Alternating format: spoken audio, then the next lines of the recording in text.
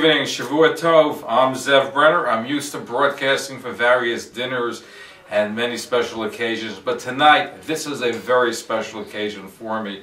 I've been affiliated with Congregation Heichal Moshe, as affectionately known as the Vorhan Shul, for over 25 years. What draws me to the shul? Well, aside from the fact that I run the 915 Minyan, the latest Minyan in Manhattan, but what draws me to the shul is such a special place. It's Hamish. People of all different backgrounds come here. The shul has famous doctors, lawyers, journalists, chazanim, you name it, they all pass through the shul. It has a great learning program. They publish publications, and they're really involved in the fabric of Jewish life here on the west side of Manhattan.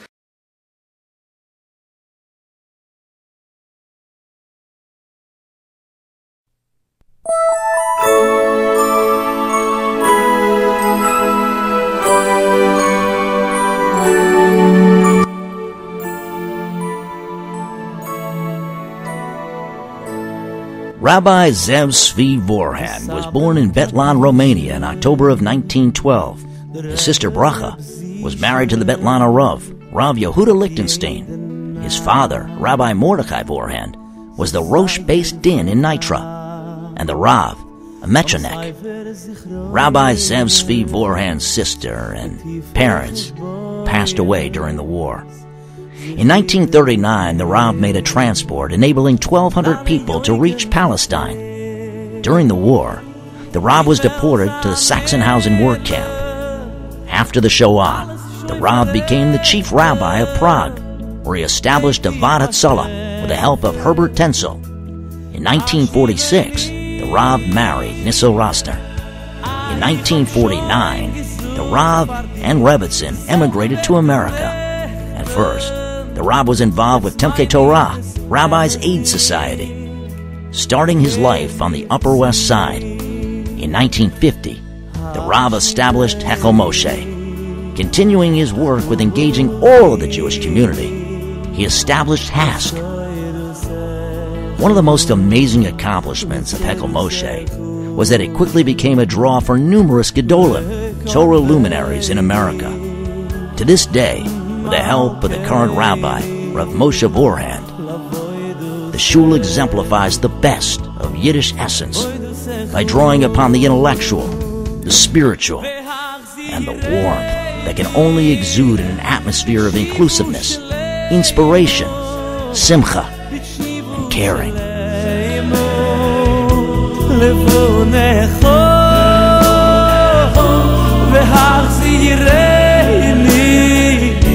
בצ'יבו שלמו, בצ'יבו שלמו, לפונךו.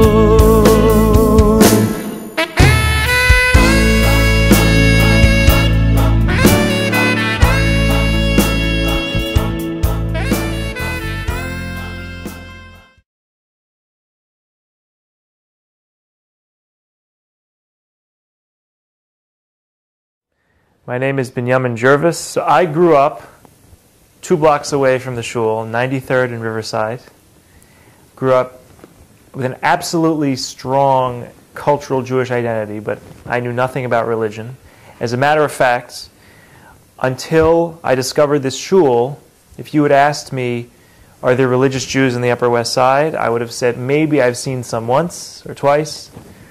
I grew up literally right on Riverside Drive and had no knowledge that not only is there this shtibel, but there are several shtiblach on the west side. And I remember I was just exploring my roots. I had been getting involved on campus with observance, and when I came back to New York after college, one of my close friends, it was a June evening, I think, it was right after graduation, so I was back in New York, and a friend of mine said, hey, you probably know about Mincha Mariv and the afternoon and evening prayer that we daven. You want to come? There's a shul right on 91st and West End. So I joined him. I walked in. That's where we met the rabbi for the first time. And of course, he was so welcoming. He wanted to know everything about where I was from and how I grew up around here. And all I'll say is, when you walk into the shul, there's this sense of you're walking into this bastion of tradition, of Masorah, of you're basically stepping out of the West Side as you know it, and you're going into a place that is that is really special. And I was living on the west side after college, so I started coming a lot for Shabbos, and I started learning with Pinchas Merling, Alav Shalom, and at that point I had just learned how to read Hebrew, so a lot of how I was learning to daven was at this shul. I was davening and taking on a little bit more of davening each time, and I remember the first time I was here for Tishrei, being wrapped with the sounds of the chazanim. It's what I was looking for. When I was becoming observant, I think I always gravitated towards a place that felt not only Hamish, but that felt real, and where everyone who's in that place, they exude this sense of, this is who we are. And I also remember the fact that it was a place where, as much as it was Hamish, which is exactly what I wanted, I was naturally attracted to this shul over any other shul on the west side, because I felt like people were just living the truth of what Yiddishkeit calls for, and they were not necessarily paying attention to whatever trends are out there. They weren't afraid of how they looked. They weren't afraid of walking, in whatever lavush they would wear on Friday night. And also at the same time, the shul was very diverse. In other words, I could see on a typical Shabbos, you had a modern Orthodox, Lubavitcher, a few Streimlach, visitors, Israelis, Sephardim, and that made me feel at home as well, because I felt just this sense that just by being in davening there, you were part of the family. And I obviously started going to meals at Rabbi Vorhan's, and the hospitality second to none. And just, I was really accepted into their family. And not only that, I really feel like this is where I learned how to daven in a large way, because I just learned the Aleph base in college. So we're talking now 10 years ago when I graduated college, and I came back and I was new. I was reading in English, but I was, starting to go to davening more often, especially on Shabbos, and taking one prayer at a time. And then obviously when Tishrei came, and hearing the chazanim, and just feeling like I was, if I could be transported to the shtetl where my great-grandparents came from for the high holidays, I'm sure that this was a close experience to that. And it's just a tremendous place that has made me who I am today. And I now live in Crown Heights, but every time I come into the West Side, I look forward to davening and learning at Heichel Moshe. My father was born in 1941 in eastern Slovakia in the town of Sabinov, near Prešov. And to survive the war, his family went into hiding, and eventually they were living in a bunker in the woods. Eventually the bunker was discovered, and he and his mother ended up staying with a non-Jewish family, passing themselves off as relatives. My father was 3 years old at the time. He didn't know he was Jewish. After the war, the whole family survived. They ended up settling together in the town of Prešov and continuing to pass themselves off as non-Jews. Finally, in 1950, they got visas to emigrate to America, and then eventually settled on the Upper West Side. My father was sent to Manhattan Day School. There's only one problem. He never actually knew he was Jewish, and he grew up hating Jews. So when my father finally found out, it was tremendously traumatic for him, and he basically made a 180 and ran away from Yiddishkeit, and I was born into a fairly assimilated secular family on the Upper West Side. When I was 20, I went on a birthright trip to Israel, and it sparked a journey to discover more about my roots. And I started dabbling in Shabbos, going to the Karlbach shul here and there, and someone told me there's a Hasidic Rebbe in the neighborhood who used to know my grandparents. He was the Rav of Prague. So I decided I had to meet this man. So I went to the shul one time, and I met the Rav, Zochrona Livracha, and we schmoozed a little bit, and happened to be I met Rav Vorhan Shlita at the same time, and he invited me to come the next Shabbos to his son's bar mitzvah. So I'd never been to a frum bar mitzvah. I didn't know what to expect, but I ended up coming to the shtibel. The place was packed, and the Rav spotted me from across the room. I think it was the middle of laning. He comes running over with a folding chair and gave me a chair. I can't tell you how much that meant to me. I felt so welcome, and I started to come to the shul on a weekly basis. Every Shabbos, I eventually started coming during the week, and it really became my shul. Eventually became Shomer Shabbos. And a few months later, I went to Israel to yeshiva. I was in Israel for the next year. I learned in Shar Yasha for a few years after that, and then went back to Israel. When I got married, met my wife, and learned in Kollel for 4 years. And after that, I was working as a journalist in Israel for Mishpacha magazine, Hamodia, and I was offered a job to come teach on college campuses, to do kiruv, and I decided to fulfill my lifelong dream to give back, to help share others the beauty and warmth of our heritage that I discovered myself. So I came back to America. I've been doing that for the past 7 years. A few months ago, started my own organization. We settled in Baltimore. I have an organization here called RAGE, Russian American Jewish Experience, to share Yiddishkeit with those who, like me, were denied their heritage. And I feel like I'm continuing the legacy of the Rav, Zachron Levracha, and the Rav Shlita of Torah and Chesed and Kiruv. And people sometimes ask me, I wear a bekasha on Shabbos. I say, where'd you get the, Chassidish Minhagim? So I say, I grew up in the West Side, in a Hamish Shtibel. And literally, the shul is where I grew up. They helped me to become who I am today. So I want to say a big thank you to the Rav. You should continue with all your incredible work on Avodas HaKodesh of Torah and Chesed. Thank you. Hi, my name is Eliyahu Reiter. I was brought up here on the West Side for a very wonderful but not so religious family. And things happened in my life, started changing my life, getting into Yiddishkeit, happened to California mostly.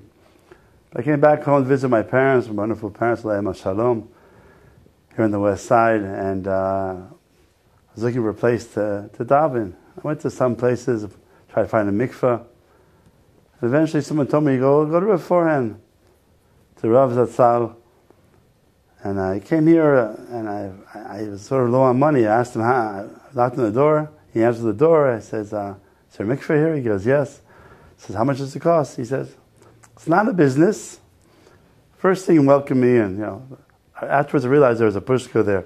But first thing was welcome a Yid into the shul. And he made me feel very welcome here whenever I showed up. He was happy to see me. Heard of a Yid from the West Side, went to live in Eretz Yisrael. He was so happy, so excited. He followed my progress as I became a Hasid and moved to Tzfat and got married. He was always so excited and happy to see me. Always so welcoming. This is my second home.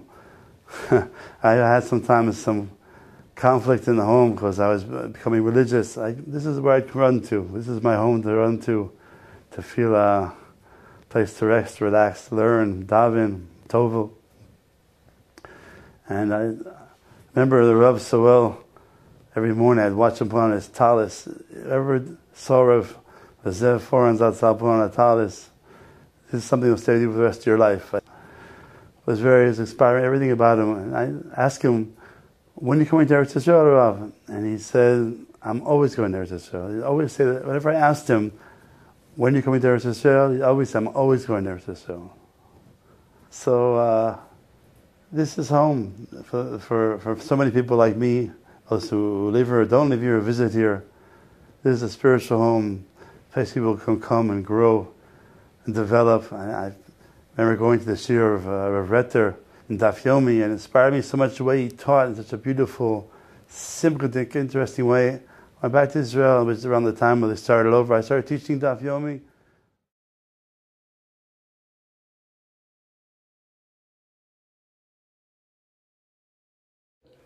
What makes me proud of the shul is that the day begins with learning, chavrusas, beautiful davening, camaraderie between one another, the different shurim, the different chesed that comes out of the shul, the involvement, that the legacy of my father Zachron Levracha, who started HASC, and many organizations of chesed, both in the West Side and internationally.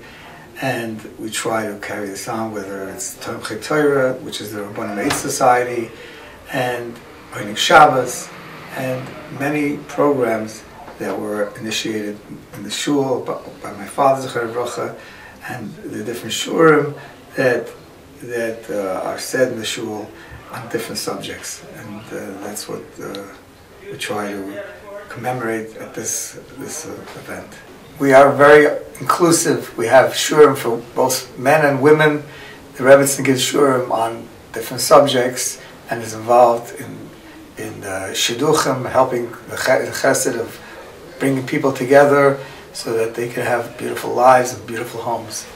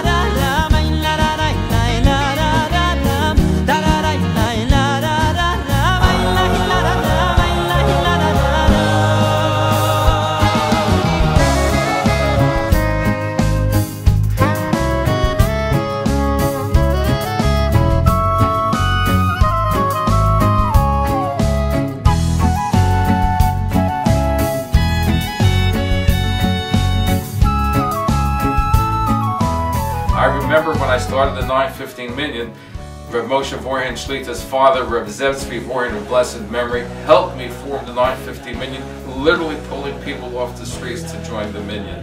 It's all inclusive. You'll find people different backgrounds, different levels of religious observance, and they're all welcome here at the shul. Yo, yo, yo,